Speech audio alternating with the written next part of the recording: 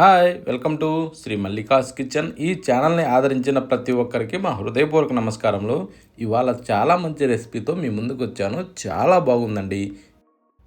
కోడిగుడ్డు బంగాళాదుంప ఇగురండి. సూపర్ టేస్టీగా ఉంది. ఇలా చేసిన ఎవరికైనా సరే సూపర్ టేస్టీగా వస్తుంది. ఎంత కొత్త వాళ్ళైనా సరే ఈజీగా తయారు చేసుకోవచ్చండి. ఈ మెథడ్లో వేడివేడి అన్నం, చపాతీ వీటన్నింటిలో కూడా సూపర్గా ఉంది. ప్రతి ఒక్కరు ఖచ్చితంగా ట్రై చేయండి. ముందుగా మిక్సీ జారీ తీసుకొని దాంట్లో మనం కట్ చేసిన టమోటాలని అందులో వేసేసుకుందాం. నేనైతే ఒక 2 పెద్ద టమోటాలు తీసుకునేసి కట్ చేసి అందులో వేసాను. అవి మంచి ఎర్రటి కాయలండి. కొంచెం గట్టిగా ఉండే విధంగా తీసుకోవాలి మనం. ఓకేనా?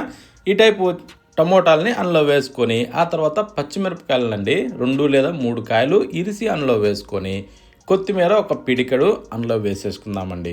ఇది 3 వేసిన తర్వాత ఇప్పుడు మనం ఏం చేద్దామంటే మెత్తగా పేస్ట్ చేసుకోవాలి. ఇందులో నీళ్లు పోసే అవసరం లేదు. టమోటాల్లో నీరు చేత ఉంటుంది కదా, అవి సరిపోతాయండి.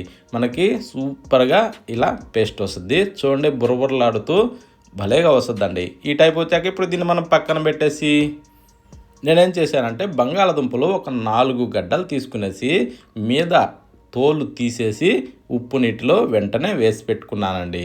ఓకేనా? ఇప్పుడు ఏంటంటే ఈ టైప్లో మనం కట్ చేసి వేసుకుంటే మల్లెపూలాగా తెల్లగా నిగనిగలాడుతూ చాలాసేపు కూడా స్టాక్ ఉంటాయండి, నల్లగా పోకుండా. ఓకేనా? ఇప్పుడు ఇవి పక్కన పెట్టేసి కోడిగుడ్లు ఉడకబెట్టి రెడీ చేసి పెట్టాను. ఒక 5 కోడిగుడ్లు. ఓకేనా? నీళ్ళల్లో కల్లు ఉప్పు వేసి స్టవ్ మీద పెట్టి బాగా ఇలా ఉడికిన తర్వాత పొట్టు తీసి రెడీ చేశాను. ఇప్పుడు వీటిని మనం ఏం చేద్దామంటే ఘాట్లు పెట్టుకుందాం. అంటే మనకి ఏ విధంగా కావాలనో ఆ టైప్లో, అంటే మనకు నచ్చిన టైప్లో ఘాట్లు పెట్టుకోవచ్చండి. ఎందుకంటే ఆ ఘాట్లలోకించి సారం లోపలికి పోయి సూపర్గా ఉంటుంది. ఇప్పుడు వీటిని పక్కన పెట్టి స్టవ్ ఆన్ చేసి ప్యాన్ పెట్టుకోవాలి. ప్యాన్ పెట్టిన తర్వాత దాంట్లో ఇప్పుడు మనం ఏం చేద్దామంటే ఒక 2 గంటలు ఆయిల్ వేసుకుందాం. దాన్ని కొంచెం వేడెక్కనిచ్చి ఇప్పుడు మనం కట్ చేసి ఉప్పు నీటిలో వేసి పెట్టుకున్న ఈ ఆలు ముక్కల్ని దాంట్లో వేసేసుకుందాం. అవి ఎలా అంటే కొంచెం నీళ్ళు ఎక్కువ పడకుండా కొంచెం వడవనిచ్చి వేసుకుంటే నూనె కూడా చిటపటలాడకుండా ఉంటుంది. ఇప్పుడు మనం వీటిని కొంచెం మంచి మీడియం మంట ఉంచుకునేసి బాగా వేగనివ్వాలండి. కొంచెం కిందకి మీదకి తిరగేసుకుంటూ మంచి కలర్ వచ్చేదాకా వీటిని మనం వేగనిచ్చుకోవాలి. అప్పుడేమవుద్దంటే భలే రుచిగా ఉంటుందండి. ఓకేనా? చూడండి, మనం ఫ్రై చేస్తే ఈ టైప్లో వస్తే సరిపోద్ది. అంటే మరీ ఎర్రగా కాకుండా దూరగా వేయించుకోవాలండి. ఇప్పుడు స్టవ్ ఆఫ్ చేసుకునేసి ఇవన్నీ తీసి ఒక ప్లేట్లోకి వేసేసుకున్నాం. కానీ కోడిగుడ్డు కాంబినేషన్లో ఆలుగడ్డని ఇలా చేసి చూడండి, సూపర్ టేస్టీగా ఉందండి. కాకపోతే చేసే విధానం బాగుంటే మంచి రుచిగా ఉంటుంది. ఇప్పుడు వీటిని పక్కన పెట్టేసి అదే నూనెలో కొంచెం కారం, పసుపు, సాల్టు ఇవి 3 అందులో వేసేసుకునేసి స్టవ్ వెలిగించి వేసిన తర్వాత ఇప్పుడు కాస్తలా కలుపుకోవాలి. ఇవన్నీ బాగా మిక్స్ చేసిన తర్వాత ఇప్పుడు మనం ఉడకబెట్టి గీట్లు పెట్టుకున్న కోడిగుడ్లని దాంట్లో వేసేసుకుందాం. వేసిన తర్వాత ఈ కోడిగుడ్లను అయితే సన్న మంట మీద బాగా ఫ్రై చేసుకోవాలండి. అప్పుడేమవుద్దంటే ఈ లోపల వరకు వీటి ఆవిరన్నది పోయి లోపల జనతో సహా భలే రుచిగా ఉంటుంది. ఓకేనా? అందుకోసమనే కొంచెం సన్న మంట మీద ఒక 2-3 నిమిషాల పాటు అయినా సరే వీటిని బాగా వేగనిచ్చుకోవాలండి. ఓకేనా? ఉట్టిగా టేస్ట్ అట్ట తీయకుండా ఒక 2-3 నిమిషాల పాటు ఇలా వేగాలి. ఇప్పుడు వీటిని పక్కన పెట్టి స్టవ్ మీద మరొక ప్యాన్ పెట్టుకొని దాంట్లో మనం ఇప్పుడు ఒక 2 గంటలు నూనె పోసుకుందాం. ఆ నూనెని కొంచెం వేడెక్కనిచ్చేసి ఉల్లిపాయ ముక్కల్ని అందులో వేసేసుకుందాం. నేను పెద్ద సైజు ఉల్లిగడ్డలు ఒక 2 కట్ చేసి అందులో వేసా. ఓకేనా? ఇప్పుడు వీటిని మనం మంచి కలర్ వచ్చేదాకా వేగనివ్వాలి. అంటే గోల్డెన్ బ్రౌన్ కలర్ వచ్చేదాకా మనం ఈ టైప్లో వేగనిచ్చుకోవాలి. ఇలా వేగిన తర్వాత ఇప్పుడు మనం ఏం చేద్దామంటే ఫస్ట్ మనం గ్రైండ్ చేసి పెట్టుకున్న పేస్ట్ ఉంది కదా, ఆ పేస్ట్ని దీంట్లో వేసేసుకుందాం. వేసిన తర్వాత అదే మిక్సీ జార్లో కొద్దిగా నీళ్లు పోసి కూడా దాంట్లో వేసుకోవచ్చు, ఇబ్బంది ఏం లేదు. ఇప్పుడు దీన్ని మనం ఇలా కలుపుతూ బాగా ఉడకనివ్వాలండి, పచ్చి వాసన పోయేదాకా. ఇలా ఉడికిన తర్వాత స్పైసీ తగ్గట్టుగా 2 టేబుల్ స్పూన్లు కారం వేసుకునేసి ఆ తర్వాత 1 టేబుల్ స్పూను ధనియాల పొడి, జీలకర్ర పొడి కొంచెం చిటికెడు అందులో వేసేసినాక చిటికెడు పసుపు కూడా వేసి 1 టేబుల్ స్పూను సాల్ట్ వేసుకుందామండి.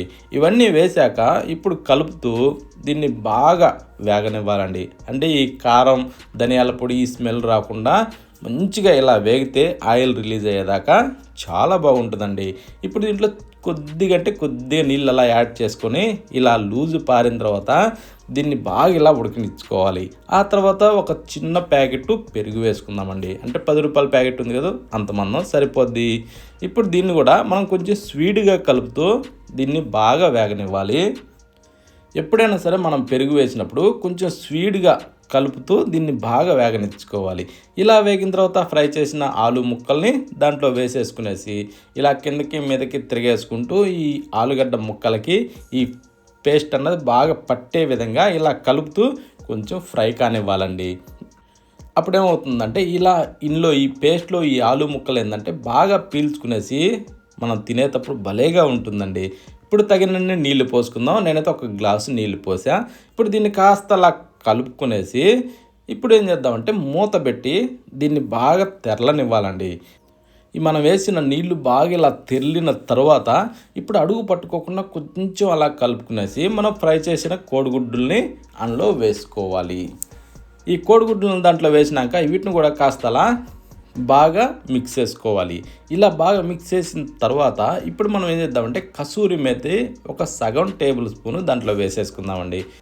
కర్రీలో కసూరి మేతి పెడితే దాని టేస్టే వేరుంటుందండి, సూపర్గా ఉంటుంది. ఇది కాస్త అలా మిక్స్ చేసినాక మూత పెట్టి ఒక 2 నిమిషాల పాటు అలా బాగా డమ్మనగనివ్వాలండి. ఇది పులుసులో బాగా ఇనికి రుచి సూపర్గా ఉంటుందండి. కలర్ఫుల్గా కూడా కర్రీ తింటుంటే భలేగా ఉంటుందండి. ఇప్పుడు దీని మీదకించి కాస్త అలా కొత్తిమీరను చల్లుకునేసి కొద్దిగా అలా కలుపుకునేసి ఇంకా రుచి చూసి స్టవ్ ఆఫ్ చేసుకోవడమేనండి. ఇలా చాలా సింపుల్గా తయారు చేసుకోవచ్చు, కానీ టేస్ట్ మాత్రం అదిరిపోద్దండి. ప్రతి ఒక్కరు ఖచ్చితంగా ట్రై చేయండి. ఇలా చేసి ఒక్కసారి వేడివేడి అన్నంలోకి కానీ, బిర్యానీలోకి కానీ, చపాతీలోకి కానీ, రోటీలో, పరోటా దేనిలోకైనా సరే ప్రతి దాంట్లో కూడా టేస్ట్ నెంబర్ 1గా ఉంటుందండి. ఎంత కొత్త వాళ్ళైనా సరే చాలా ఈజీగా చేసుకోవచ్చు. ఓకేనా? ప్రతి ఒక్కరు ఖచ్చితంగా ట్రై చేయండి. కర్రీ మాత్రం కలర్ఫుల్గా కొత్తదనంతో సూపర్ టేస్టీగా ఉందండి. మరొక వీడియోలో కలుద్దామా?